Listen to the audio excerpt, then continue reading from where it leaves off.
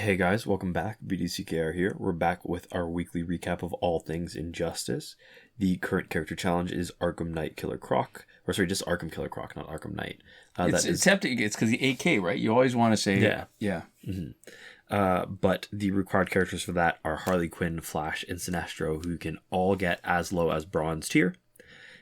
His passive is Apex Predator, which is Killer Croc gains armor when he tags in or does a special attack, and Arkham characters' special attack use also give Killer Croc armor. He's got 1,240 attack and 1,360 health. He was last available on October 31st of last year, and that is the important demographic info about him. Yeah. He's a pretty spectacular tank. Mm-hmm. I just want to point out something funny. Like the way the passive is stated, it should be gives, right? Yeah. Special attack use is gives. That's not great grammar. Mm-hmm. So we've used him a bunch of times before. We've got a playlist, link in the description. There's a video in the playlist where we talk about all the reasons why certain formulations of the Arkham team is great. And like I said, he's pretty spectacular as a tank. He gets armor from tagging in, he gets armor from teammate specials, and doing his own specials. And this was one of the reasons I think why 10-2 was such a game changer, because not just for the characters doing specials, but also when there's a passive that benefits from other people, like something like this.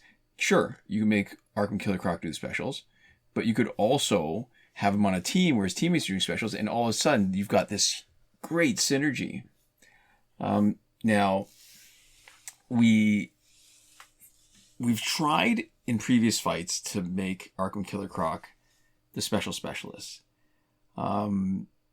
He's just not that great as main guy. And so, I mean, he's too good of a tank. And when you play him with Arkham Knight back row, which is almost sort of de rigueur, where you have to have her because she just makes each character so much better, we weren't getting the chance to take advantage of her passive as much to rescue Killer Croc, because he would take a long time to kill because he builds up so much armor doing specials over and over. Mm-hmm. And so he would outlast his teammates. So each tagging gives him armor that's equivalent of a little less than 10% of his health. Special 2 gives him around 20-25%. And so if you're a specialist, Special 2 doesn't knock out the opponent, we're still not leaving him to eat the damage. Even though he's a tank, we need to generate more power for specials. So we need to tag him out for 10-2 Master's Death Card to work again. And so you keep on doing that. Eventually, he's just going to have so much health. And you don't want to just let him sit there without generating power from his gears. Mm-hmm. So you eventually tag an Arkham Knight back row before Killer Croc gets knocked out, which means she has a chance of getting knocked out first before having had a chance to rescue him. The bigger problem, though, is that his Special 2 very often won't knock out an opponent because the damage is cut in half for the bleeding damage over time. The amount of damage over time, I think it's substantial, but it is still just damage over time, so you are often left facing an opponent. They're bleeding out, but they're not knocked out. So 10-2 won't give you your power back. Mm-hmm. And specific to Arkham Killer Croc, more so than just the half damage, because a lot of characters have reduced damage for status effects. There's a severe refractory period. So after Special 2, he's just standing there. He can't block. He can't tag out. Even if the cooldown clock is passed, he's stuck there, and it leaves him vulnerable. Yeah. Which is why one of his teammates has to be Hawkgirl in those situations to limit the times that he's stuck if you're going to make him a specialist. So, and we tried using Rebirth Raven, but because of his standing around after doing Special 2, you can't tag her in fast enough to steal the opponent's power. So we're trying something a little different this time. And we've tried other things that seem to work pretty well, like Red Lantern and Hal Jordan, but this is a straight Arkham team. So he's a tank on a team with Arkham and Catwoman. He is, I think I'm abusing this word too much, spectacular. He's spectacular for killing time while the opponent bleeds out. As a main damage dealer, he leaves a lot to be desired. As a time waster, a staller, he's pretty great. And that's why when we use that sort of strategy, instead of going super fast and trying to make Arkham Knight Catwoman just spam her Special 2, we tag in Arkham Killer Croc, and he's got enough health that he can easily watch a couple of opponents bleed out because we've got Quake Engine on Catwoman. Yeah, so there's use cases, right? He's very good at what he does, and there are valid ways of building around him that give you a use case to make it worthwhile to do what he's good at, which isn't true for every tank, right? Yeah. Okay. So we are looking at what looks to be a 54-week cycle, and we're in the middle of our second run through of that cycle. Next week, we expect to see Killer Frost, and then a few months from now, we will see if the cycle continues to repeat or if there's sort of less predictability and they're changing other stuff. Right. Like 6 months from now. Yeah, it's true. This week's multiplayer award is the Militarized Batmobile. I think it just starts out as the Batmobile. Yep. And then when it's maxed out, it gives you a 25% max health increase, and then 3 Batman-specific abilities, which is 20% super move damage increase, a 100% area effect, opponent's team takes 25% damage from your super move, and a 100% 5-second invulnerability after your super move is activated. So not only are they Batman-specific, but they're also Special 3 or super move-specific. Right. It was last available on the 27th of March of this year. Right. So, like you already said, right, this legendary gear, there's big problems with it. Sorry, actually, just before we get into the discussion, next week we expect to see Blackest Night Doomsday as the reward. Right. But yeah, on to why this gear kind of sucks. Yeah. All right. So, despite being legendary, one ability that isn't for Batman, one ability that is not tied to super move, which really very rarely comes into play. I mean, if you're trying to do it and you're trying to win quickly, maybe once a fight. Slightly more if you're letting fights drag out to satisfy, say, a Phantom Zone requirement. Basic attacks in Special 1 and Special 2 make up way more of the damage than supers in most fights. And if you talk about it not coming into play most of the time, the health only comes into play if you would have gotten knocked out, right? Which in a lot of scenarios, you don't get down to, 0% health, right? You don't get knocked out. So that 25% boost, you never see it. And the 25% boost, let's face it, is not that significant. There's plenty of other gears, legendary gears, that have more boost. You get 40% from Brandished Ninjato, 40% from Batman's helmet. That's funny. It's another Batman gear. 40% from Fourth World Chestplate, right? Yeah. And the effects on the super are not that great. I mean, 20% super move damage increase, 25% splash damage, 5 seconds invulnerability. That's shorter than Astro Harness. To me, it's inconsequential if you're doing that once per fight.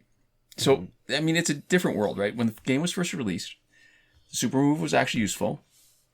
There was some value in hoarding 3 bars of power instead of doing a Special 1 or Special 2. And then when multiplayer was introduced, the mechanic changed, and supers, which were up until then unblockable, and I guess technically they're still unblockable, but they could be defended. A defended super can easily be less damaged than an unblocked Special 2. Mm-hmm. And you can time a Special 2 to be unblocked. Like, it's not that hard. But no matter what happens, you can't do anything to have a super not defended. And sometimes you get lucky, right? The number defended is low. And it's random, but it's still defended. Special 2 also can crit. Super move never does. I can't remember when the game first started. Could you get critical hits? I think you could, right? Yeah, there was. Yeah. Or it was only after they introduced gears. Gear. I don't even remember at this point. Yeah, because I think there wasn't anybody. Because gear and augmentation are what let you do. And no, but your default stats are 50% crit and 150% damage. That only existed after. Yeah? Okay, so then never mind. I don't know. Yeah. Because you have to build that up. Default is actually 0 before augmentations, right? Oh, yeah, 0% crit. Yeah. So even if your opponent has 0% of a super defended, a critical hit Special 2 will do more damage. So that's why the damage from super, which is usually defended some amount, is often less than a Special 2, which only costs 2 bars of power instead of 3 for a super. So in that context, the 20% boost, it's inconsequential. Mm-hmm. 25% splash damage is interesting. It sounds good, but it's not as good as 15% splash damage with, say, Fourth World Godly Mace or other kinds of gears for Special 2, or even 50% splash damage on Special 1 with League of Assassins Knives. It's just so much better. Yeah. And 5 seconds, it's funny. 5 seconds invulnerability sounds good, but after super, it doesn't buy you enough time to do much. You can't build up, say, a bar of power easily. You'd be lucky to get even close to that. Astro Harness's invulnerability lasts longer. It's 8 seconds, and it doesn't cost you 3 bars of power to trigger it. You get it 3 times. So, yeah. I mean, basically, it's the opportunity cost, right? If you could equip this gear's effects without taking up a slot, it might be useful. But other gears are just so much better that it's hard to justify the Batmobile over almost any other legendary gear, even if you're Batman. Definitely not if you're not Batman. And I can think of a lot of 2.5 or 3.5 star gears that would be more useful. I think almost any gear is actually more useful than this because, again, like we said, the super move doesn't make sense, right? Like, if you're using your other 2 gear slots, whatever you are putting in those slots will make you play in a way. They'll make you like either block more, use special 1 more, use special 2 more. And those things will influence how you should play in a way that is more meaningful. They'll make that thing better than your super relatively, right? Almost no matter what you put in the other ones. Yeah, and here's the other thing too. You got Tenty Totem, you're going to be doing special 2s over and over if you can knock them out. That's true. Super move, you just lose the power. Like whatever strategies you can use to build up power faster, none of them are going to make it easier for you to do a lot of supers. That's true. Yeah. Okay, moving on to the store. We have the Killer Frost bundle. That's for $24.99 Canadian. Prices in Canadian because that's a currency we have access to. It's also the only currency that matters. Mm-hmm. It's a corroborate included in next week's challenge. It comes with 100,000 power credits. It does not unlock a copy in the store. So as always, you know, if you're going to play next week, you're better off just earning it instead of paying for it. Yeah. And if for some reason you have a ton of money, you really want this, and you can't play or even buy through the challenge next week, right, then I guess it's worth buying. But I have a really hard time imagining any person that fits that description. Yeah.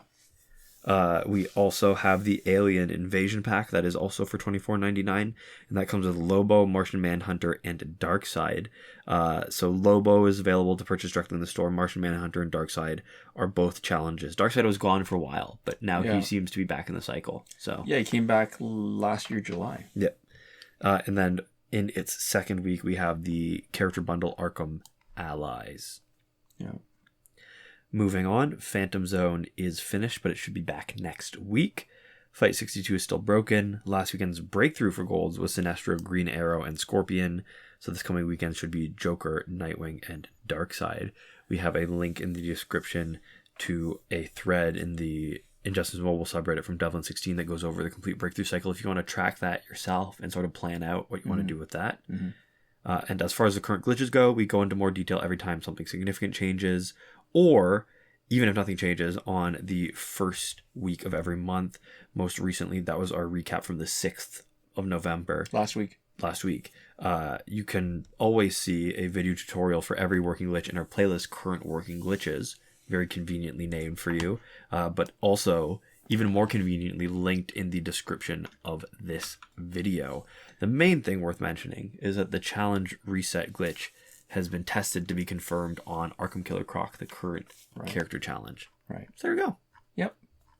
And this is where we like to give a big thank you to our patrons on Patreon. That is Michael Devries, Irvin, Ruiz, Hoshi127, Nora Klimek, and Miguel, who are supporting us on the credited level. Thank you so much for your support. Thanks so much to all of you for watching. We'll see you next time.